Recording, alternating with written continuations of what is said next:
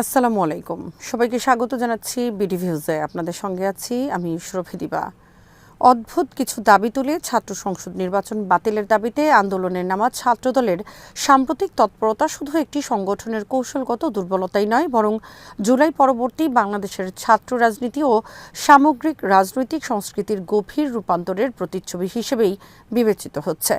দীর্ঘদিন ধরে ক্ষমতার বাইরে থাকা বিএনপির রাজনীতির সঙ্গে তাল মিলিয়ে তাদের ছাত্র সংগঠন ছাত্রদলও এক ধরনের দিশাহীনতায় ভুগছে। এই দিশাহীনতা কেবল সাংগঠনিক স্থবিরতা সীমাবদ্ধ নয়, বরং আদর্শিক সংকট, নেতৃত্বের বিশ্বাসযোগ্যতা হারানো এবং সময়ের বাস্তবতা বুঝতে ব্যর্থ হওয়ার মধ্য দিয়ে তা আরও প্রকট হয়ে উঠেছে।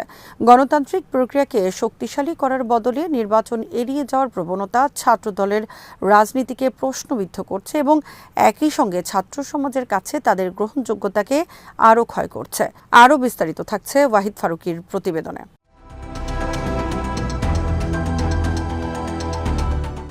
ছাত্র সমাজে ছাত্রদলের বিরুদ্ধে সবচেয়ে প্রবল যে সমালোচনাটি উঠে এসেছে তা হল তাদের নেতৃত্ব কাঠামো। দীর্ঘ শিক্ষা জীবন, বছরের পর বছর সেশন জট, একাডেমিক কার্যক্রমের সঙ্গে সামঞ্জস্যহীন রাজনৈতিক ক্যারিয়ার এবং ছাত্রত্বের স্বাভাবিক সময়সীমা পেরিয়ে যাওয়ার পরও ছাত্রনেতা পরিচয়ে রাজনীতি করে যাওয়ার প্রবণতা, এসব বিষয় নিয়ে সামাজিক যোগাযোগ মাধ্যমে ব্যাপক হাস্যরস, ব্যঙ্গ এবং ক্ষোভ প্রকাশ পাচ্ছে।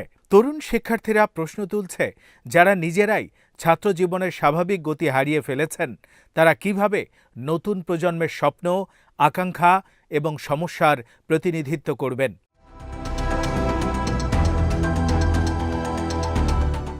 2005-06 সেশনের বহু নেতা এখনও ছাত্র রাজনীতির কেন্দ্রবিন্দুতে অবস্থান করছেন। এই বাস্তবতা বর্তমান শিক্ষার্থীদের কাছে কেবল অস্বাভাবিক নয়, বরং বিরক্তিকর হয়ে উঠছে। ফলে নেতৃত্বের এই সংকট ছাত্রদলের প্রতি অনাস্থাকে আরও গভীর করছে।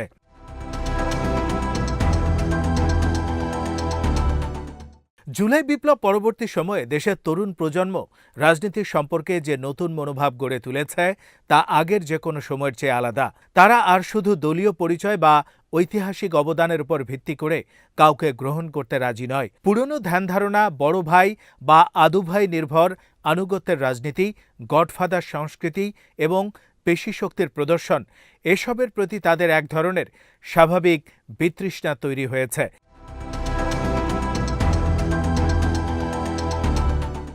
তারা চায় স্বচ্ছ নেতৃত্ব, স্পষ্ট জবাবদিহি, সময়োপযোগী দাবি এবং বাস্তব সমস্যাভিত্তিক রাজনীতি। কিন্তু ছাত্রদলের কর্মকাণ্ডে এখনও শেখ হাসিনার ফ্যাসিবাদী আমলের ছাত্র রাজনীতির ছায়া স্পষ্টভাবে বিদ্যমান।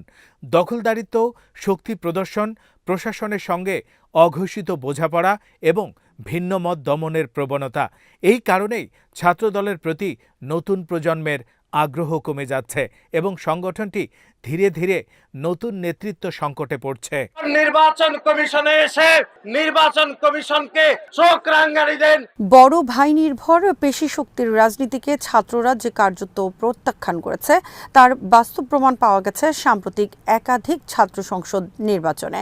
দেশের বড় 5টি বিশ্ববিদ্যালয়ের ছাত্র সংসদ নির্বাচনে একটানা পরাজয়ের পর ছাত্রদল যে আর নির্বাচনের মাঠে নামতে সাহস পাচ্ছে না, সেটি এখন আর গোপন কোনো বিষয় নয়, বরং পরাজয়ের ভয়ই তাদেরকে নির্বাচন পূর্ব ষড়যন্ত্রমূলক কৌশলের দিকে ঠেলে দিচ্ছে।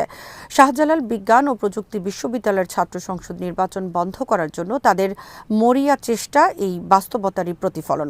নির্বাচন কমিশন কার্যালয় ঘেরাও করে রাখা, আদালতের মাধ্যমে স্টে অর্ডার এনে নির্বাচন স্থগিত করা, এসব পদক্ষেপ ছাত্র রাজনীতিতে গণতান্ত্রিক চর্চার বদলে ক্ষমতা ধরে রাখার মানসিকতাকেই প্রকাশ করে।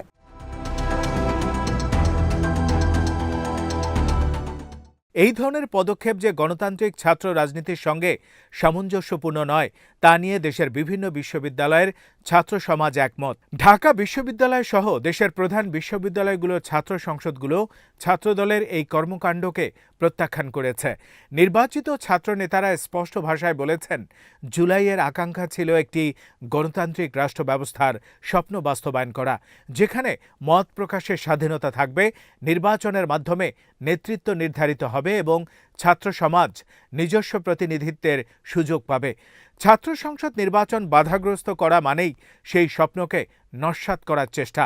তাদের বক্তব্যে আরও উঠে এসেছে ছাত্রদলের এই অবস্থান আসলে গণতন্ত্র বিরোধী একটি প্রবণতারই ধারাবাহিকতা। ক্যাম্পাসে আধিপত্য ও পেশিশক্তি নির্ভর ছাত্র রাজনীতি পুনঃপ্রতিষ্ঠার অপচেষ্টায় লিপ্ত। এই প্রক্রিয়ায় লেজুর বৃত্তিকারী কিছু সরকারি আমলার ভূমিকা নিয়েও প্রশ্ন উঠেছে। প্রশাসনের নিরপেক্ষতা যখন প্রশ্নবিদ্ধ হয় তখন শুধু একটি নির্বাচন নয়, পুরো গণতান্ত্রিক কাঠামোই দুর্বল হয়ে পড়ে। ছাত্র রাজনীতি তার সরাসরি শিকার হয়, কারণ বিশ্ববিদ্যালয় ক্যাম্পাসই ভবিষ্যৎ নেতৃত্ব তৈরির প্রধান ক্ষেত্র। নির্বাচিত ছাত্র নেতারা তাই হুঁশিয়ারি দিয়েছেন, অবিলম্বে ছাত্র সংসদ নির্বাচনের ব্যবস্থা করা না হলে দেশব্যাপী তীব্র ছাত্র আন্দোলন গড়ে তোলা হবে। এই হুঁশিয়ারি কেবল একটি সংগঠনের বক্তব্য নয়, বরং একটি প্রজন্মের অসন্তোষের বহিঃপ্রকাশ।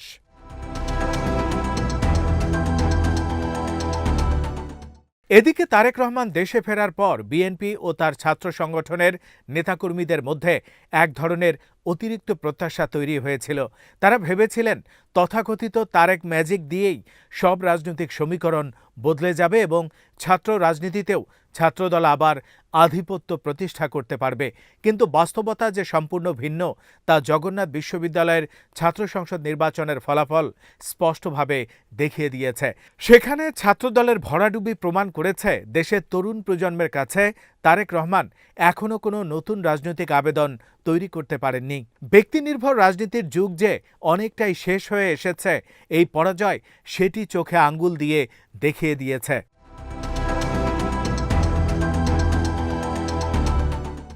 নব্বইয়ের দশকে স্বৈরাচার বিরোধী আন্দোলনে নেতৃত্ব দেওয়ার কারণে ছাত্রদল যে সময়টিতে তুমুল জনপ্রিয় হয়ে উঠেছিল, সেটি ছিল ভিন্ন এক রাজনৈতিক বাস্তবতা।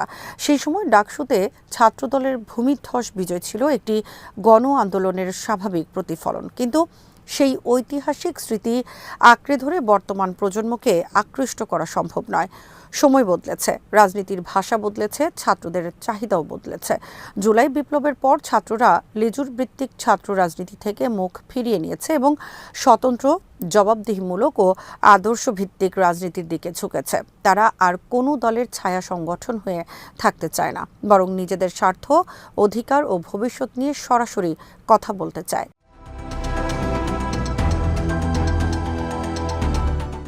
শাহজালাল বিজ্ঞান ও প্রযুক্তি বিশ্ববিদ্যালয় সহ বিভিন্ন ক্যাম্পাসের সাম্প্রতিক ঘটনা প্রবাহ দেখাচ্ছে যে ছাত্র সমাজ এখন আর ক্ষমতাকেন্দ্রিক ছাত্র সংগঠনের হাতিয়ার হতে রাজি নয়। তারা চায় ছাত্র সংসদ, কারণ ছাত্র সংসদ মানেই মত প্রকাশের গণতান্ত্রিক মঞ্চ। সেই মঞ্চ বন্ধ করার যে কোনো চেষ্টা শেষ পর্যন্ত ছাত্র আন্দোলনকেই উস্কে দেবে। এই আন্দোলন শুধু বিশ্ববিদ্যালয় কেন্দ্রিক থাকবে না, তার প্রভাব ছড়িয়ে পড়বে বৃহত্তর সমাজেও। সব মিলিয়ে ছাত্রদলের বর্তমান সংকট মূলত নেতৃত্ব, আদর্শ ও সময়োপযোগী রাজনীতির সংকট। নির্বাচন এড়িয়ে যাওয়ার কৌশল এই সংকটকে আরও গভীর করবে। যদি তারা সত্যি ছাত্র রাজনীতিতে প্রাসঙ্গিক থাকতে চায়, তবে পুরনো গডফাদার নির্ভর কাঠামো ভেঙে নতুন নেতৃত্ব, নতুন ভাষ্য এবং প্রকৃত গণতান্ত্রিক চর্চার পথে ফিরতে হবে। অন্যথায় জুলাই পরবর্তী এই নতুন প্রজন্মের কাছে ছাত্রদল ক্রমেই একটি অপ্রাসঙ্গিক অতীতের সংগঠনে পরিণত হবে।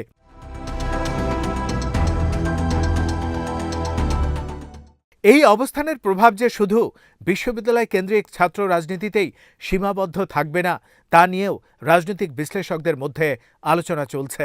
অনেক বিশ্লেষক মনে করেন ছাত্রদলের এই অবস্থান জাতীয় নির্বাচনেও প্রভাব ফেলতে পারে।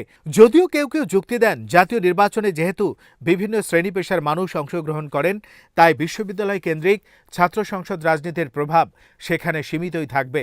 কিন্তু এই যুক্তি ক্রমেই দুর্বল হয়ে পড়ছে, কারণ সামাজিক মাধ্যম এখন অভূতপূর্বভাবে শক্তিশালী এবং জনপ্রিয়। রাজনীতি ও তথ্য প্রবাহ আর শুধু শহর কেন্দ্রিক নয়, প্রতিটি গ্রাম ও প্রত্যন্ত অঞ্চলেও মানুষ তীব্র রাজনৈতিক সচেতন হয়ে উঠছে। বিশ্ববিদ্যালয় ছাত্র সংসদের খবর, আন্দোলনের ছবি, বক্তব্য এবং বিশ্লেষণ মুহূর্তের মধ্যেই ছড়িয়ে পড়ছে দেশের এক প্রান্ত থেকে অন্য প্রান্তে।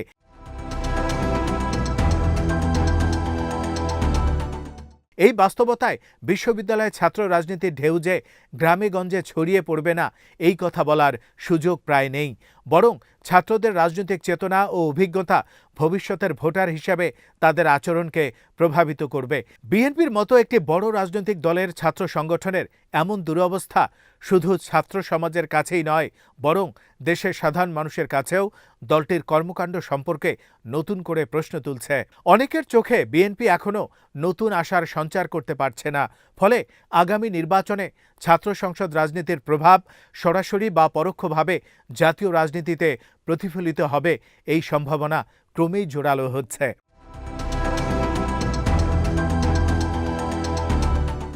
এই প্রেক্ষাপটে ছাত্রদলের সামনে এখন দুটি পথ খোলা।